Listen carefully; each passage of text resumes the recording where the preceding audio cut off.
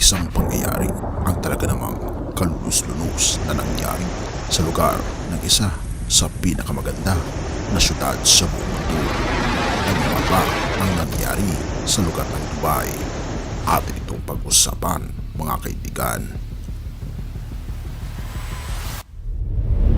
Ang mga langit sa metropolis ng Dubai ay umitim na nagbigay ng sinyalis ng isang unos na nagdala ng bagyo na magulo sa desyertong metropolis na pinakabatayan, habang ang delikado sa klima ng COP28 ay dumating mula sa iba't ibang panig ng mundo.